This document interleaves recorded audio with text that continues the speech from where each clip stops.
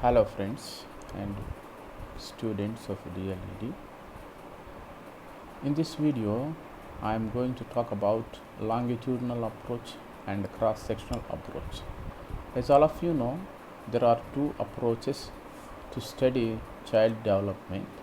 They are longitudinal approach or study, cross-sectional approach or study.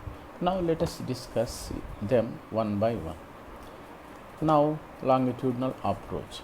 This is a type of correlational research method in which researchers observe and collect data on a number of variables without trying to influence those variables. It is a lifetime research spread over a period of long time.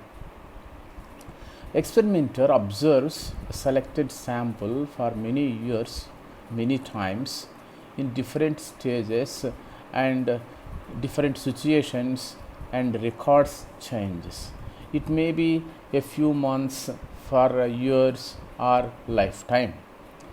In 1931, Shirley did a longitudinal research on child's motor and intelligence and personality development.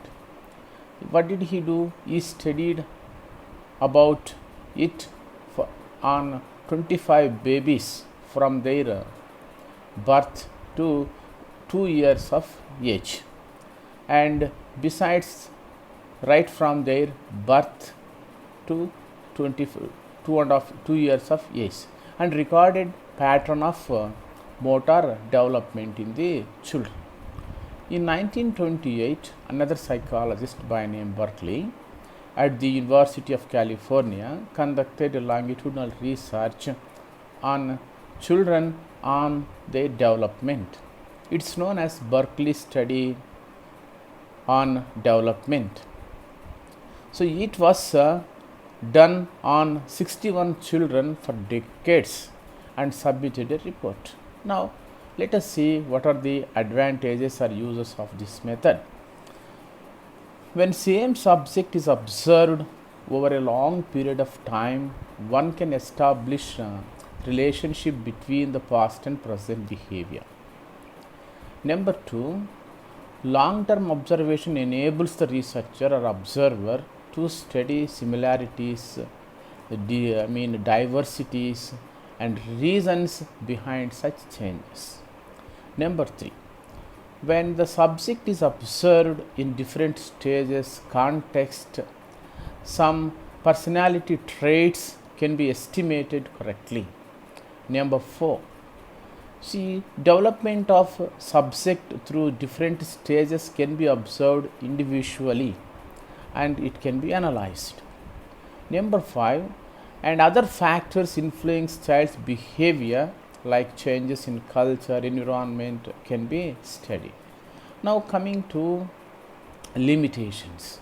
As this method is spread over a long period, there is a chance of a subject moving from one place to another, and at some point of time he may not be alive, and then the collection of data is likely to be disturbed, and the money time spent on such activity and research and collection of data would be waste of time.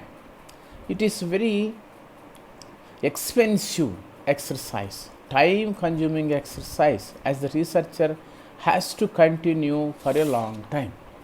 Now coming to the second approach called cross-sectional approach or cross-sectional study. It is a time-saving exercise. In this method, the researcher compares different population groups at a single point of time and collects data. And there is no loss of time for the subject and the experiment. It is a popular method. It is used extensively to study the child development. For example, to study moral development of different children, of different age groups. For example, 3 to 6 years of age. What does narrator do? Narrator conducts a study on moral development in 3 years, 4 years, 5 years and 6 years age group children separately and collects the data and collection of data, and it is also consolidated. That is true. And what are the advantages of this method called cross-sectional approach or study? Number one, it takes a short time. Number two, there is no loss of selected subjects. More information is collected in less time. It's not so expensive when compared with the longitudinal approach. Only experimenter can collect data. Now coming to disadvantages of this method. And by observing different groups of children, such findings may not be or cannot be applied to entire population of that age group universally. So there is no scope for studying changes in child's behavior over the period of time due to changes in environment and cultural aspect. Thank you.